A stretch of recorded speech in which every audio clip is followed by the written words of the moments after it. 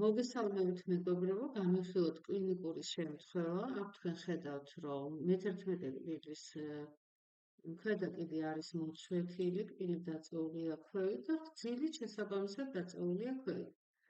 როდესაც ჩვენ ხედავთ ამას, რომ კბილი არის მოცვეთილი, პირველ რიგში უნდა აღვადგინოთ ეს მოცვეთილი კიდე, დავაგრძელოთ კბილი და გავუთანაბროთ მეორე კბილის.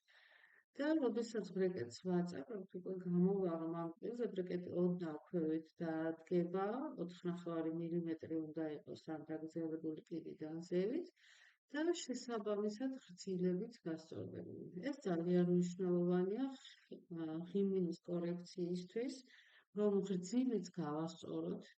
ძალიან ხშირად ორთოპედები ვინირებს არ აკეთებენ, სანამ ორთოდონტი არ გაასწორებს გრძილებსაც კბილებთან ერთად და მხოლოდ ამის შემდეგ სვამენ ვინირებს. აი აქ უკვე დაგრძელებულია ეს კბილი, სიგრძე და სიგანი ერთმანეთის მიმართ უკვე ჰარმონიული არის და ამის შემდეგ დავაფიქსირეთ ბრეკეტები ქვედა კიდიდან 4,5 მილიმეტრით და ერთ თვეში ველოდებით გრძილის გასწორებასაც.